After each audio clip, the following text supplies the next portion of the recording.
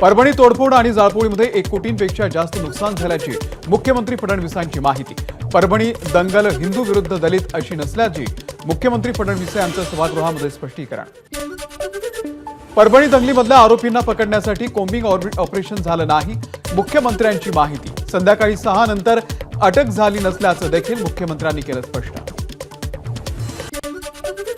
मुख्यमंत्र्यांनी सभागृहामध्ये चुकीची माहिती दिली, नितीन राऊत यांचा आरोप। परभणीमधील कोम्बिंग ऑपरेशनचे फुटेज माझ्याकडे आहेत, नितीन राऊत यांचा दावा।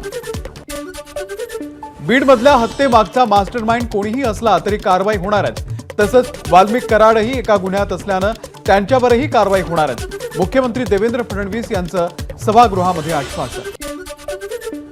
बीड प्रकरणाची एसआयटी आणि न्यायालयीन चौकशी करणार, मुख्यमंत्र्यांचं आश्वासन।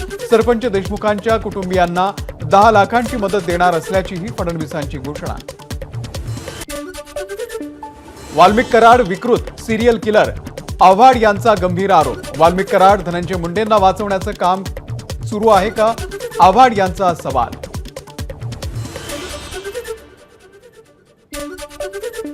मस्साजोग सरपंच हत्या प्रकरणामध्ये सर्व आरोपींवरती मकोकाच्या अंतर्गत कारवाई करणार, मुख्यमंत्री देवेंद्र फडणवीस यांची माहिती। एबीपी माझा, उघडा डोळे बघा नीट।